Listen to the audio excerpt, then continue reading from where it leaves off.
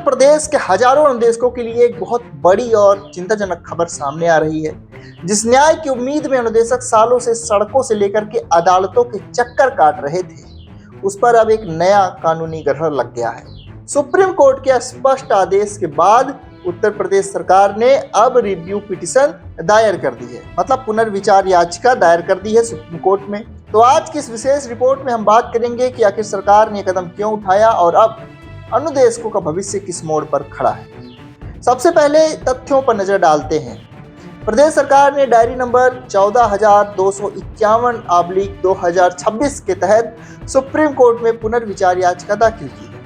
यह याचिका उस फैसले के खिलाफ है जिसमें अदालत ने अनुदेशकों के पक्ष में निर्णय सुनाया था।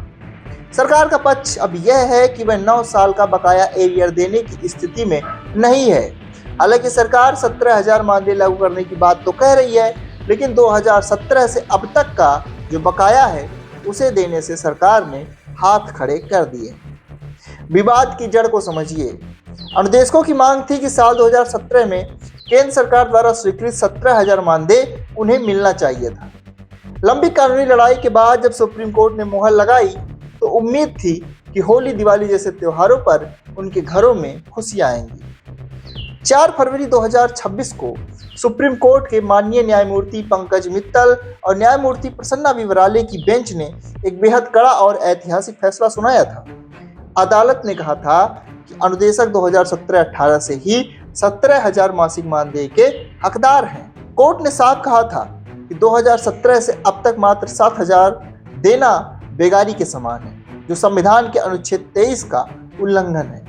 सरकार को आदेश दिया गया था कि 2017 से अब तक का पूरा बकाया 6 महीने के भीतर भुगतान किया जाए।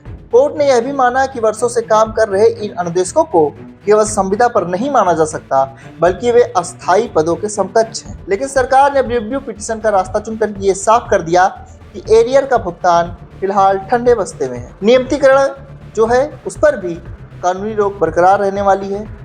अब यह लड़ाई और लंबी खिंच सकती है। उत्तर प्रदेश के अनुदेशक जो पिछले कई सालों से मात्र 7,000 से 9,000 के बीच गुजारा कर रहे हैं, उनके लिए यह खबर निराशाजनक है। अब सवाल यह उठता है कि क्या न्याय मिलने में देरी न्याय न मिलने के बराबर नहीं है। अनुदेशक संघ अब इस चुनौती से निपटने के लिए फिर से लामबंद हो रहा है। देखना यह होगा कि सुप्रीम कोर्ट इस रिव्यू पिटीशन पर क्या रुख अपनाता है, या सरकार को राहत मिलेगी या अनुदेशकों के संघर्षों की जीत होगी। इस खबर से जुड़ी हर छोटी बड़ी अपडेट के लिए हमारे साथ जुड़े रहिए। अपनी राय कमेंट बॉक्स में जरूर दीजिए कि क्या सरकार का यह कदम उचित है। मिलेंगे आपसे अगली अपडेट में, तब तक के लिए आप सभी को नमस्कार।